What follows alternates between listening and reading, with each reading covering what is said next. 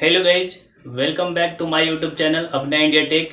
तो गाइज आज हम आप लोग को पढ़ाएंगे एमएस विंडोज़ यानी माइक्रोसॉफ्ट विंडोज़। कंप्यूटर में एमएस विंडोज़ का बहुत ही महत्वपूर्ण भूमिका होता है। अगर आपके कंप्यूटर में विंडोज़ यानी कि ऑपरेटिंग सिस्टम नहीं रहे तो आपका कंप्यूटर यूजलेस है। तो आइए आज के टॉपिक में हम लोग एमएस विंडोज़ को स्टार्ट करते हैं।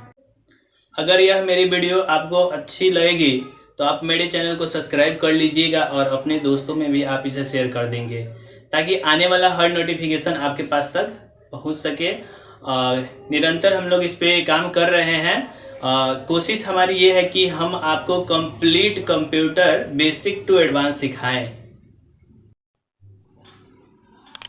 एमएस विंडोज़, एमएस का फुल फॉर्म जो होता है ना माइक्रोसॉफ्ट विंडोज़, यानी आप समझेंगे यहाँ पे माइक्रोसॉफ्ट विंडोज़। आप समझिए यहाँ पे MS Windows is a GUI। यहाँ पे कह रहा है एमएस विंडोज़ जो है GUI यानी कि ग्राफिकल यूजर और इंटरफेस है। आप यहाँ पे देख भी सकते हैं। फिर आगे कह रहा है best operating system that means there are available all commands in the form of picture and icons. इसके अंदर, इस विंडोज़ के अंदर सभी प्रकार के कमांड्स पिक्चर और आइकन के रूप में अवेलेबल रहते हैं। आगे आप समझेंगे there you do not need to write a spelling of any external और internal command. You just click on command button और icon without operating system your PC is useless. कह रहा है कि आपको इसमें किसी प्रकार के कमांड को ओपन करने के लिए किसी स्पेलिंग को लिखने की ज़रूरत नहीं है। आपको डायरेक्ट उस कमांड पर क्लिक करना होगा। तो आप इस तरह से आप उस कमांड को क्लिक करके स्टार्ट कर सकते हैं। आगे इसी में है without operating system your PC is useless. बिना ऑपरेटिंग सिस्टम का आपका जो कंप्यूटर है, आपका जो पर्सनल कंप्यूटर यानी कि पीसी है, वह यूजलेस है, यानी कोई काम का नहीं है। अब बात करेंगे and can not any do any task. आप बिना ऑपरेटिंग सिस्टम का कोई भी काम भी नहीं कर सकते हैं। आगे आप समझिए when you open your computer your Windows system will start automatically. जब आप अपने कंप्यूटर को स्टार्ट करते हैं उसी समय में आपका ऑपरेटिंग सिस्टम यानी कि विंडोज भी ऑटोमेटिक स्टार्ट हो जाता है। अब बात करते हैं यहाँ पे so you do not learn how to start Windows 7। इसलिए आपको विंडोज 7 को स्टार्ट करने के लिए पढ़ने की ज़रूरत नहीं है, क्योंकि जब आप अपने कंप्यूटर को स्टार्ट करते हैं उसी समय में यह आपका ऑपरेटिंग सिस्टम यानी कि विंडोज भी स्टार्ट हो जाता है।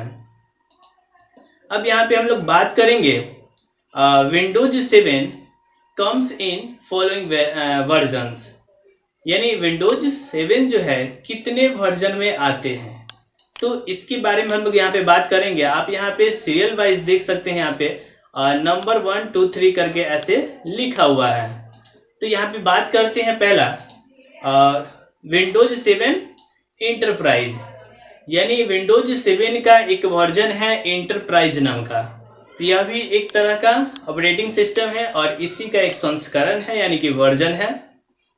दूसरा देखेंगे यहाँ पे विंडोज 7 अल्टीमेट, एक यहाँ पे अल्टीमेट नाम का भी वर्जन है इसका। तीसरा आप यहाँ पे बात करेंगे विंडोज 7 प्रोफेशनल, यह भी एक आता है। चौथा यहाँ पे है विंडोज 7 प्रीमियम, यह भी एक उसी का वर्जन है। अगला यहाँ पे है विंडोज 7 होम बेसिक, यह भी उसी का वर्जन है। और लास्ट है विंडोज 7 स्टार्टर, यह भी एक विंडोज 7 का ही वर्जन है यानी कि संस्करण है। तो आपने देखा यहाँ पे विंडोज 7 का वर्जन। अब बात करेंगे यहाँ पे system requirement for installing Windows 7। इस विंडोज 7 को इंस्टॉल करने के लिए किस किस चीज़ों की रिक्वायरमेंट है, क्या कॉन्फ़िगरेशन आपके कंप्यूटर में होना चाहिए, इसके बारे में हम लोग यहाँ पे बात करेंगे। तो आप देखिए यहाँ पे the minimum hardware requirements for Windows 7 are.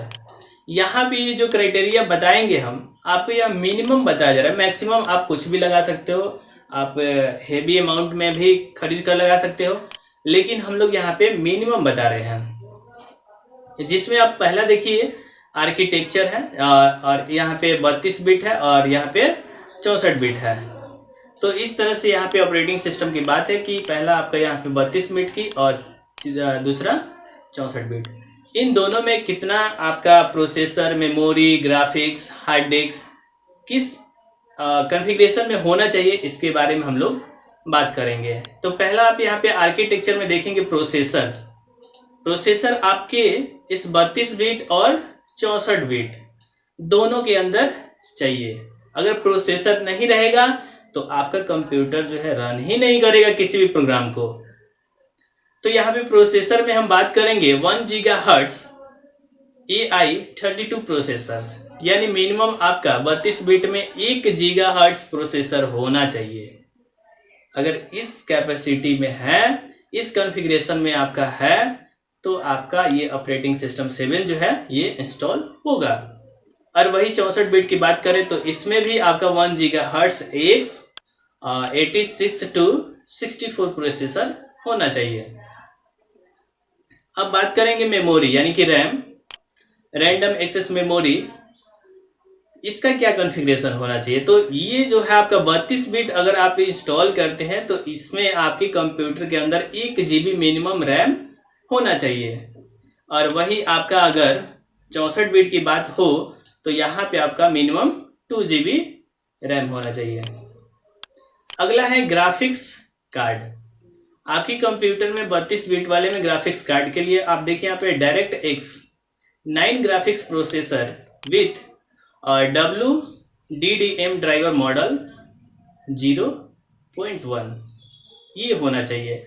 और वही अगर 64 बिट की भी बात करें तो इतना उसमें भी होना चाहिए। तो इस तरह से आपने देखा यहाँ पे 32 और 64 बिट की ग्राफिक्स कार्ड की। अगला हम लोग यहाँ पे बात करेंगे HDD फ्री स्पेस।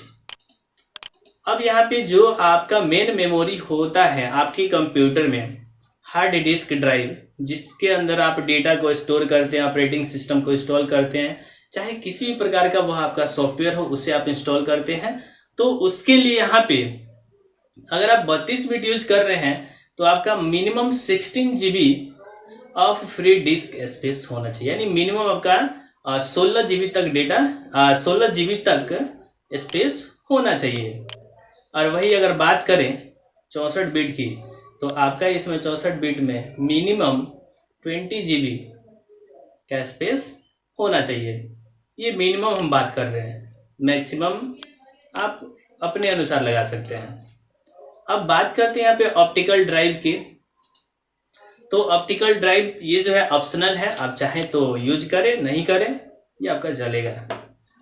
तो इसके लिए आप देखेंगे यहाँ पे DVD ROM drive only to install from DVD ROM media. अगर किसी मीडिया को आप प्ले करना चाहते हैं, इंस्टॉल करना चाहते हैं, उसके लिए यहाँ पे DVD रोम का यूज कर सकते हैं।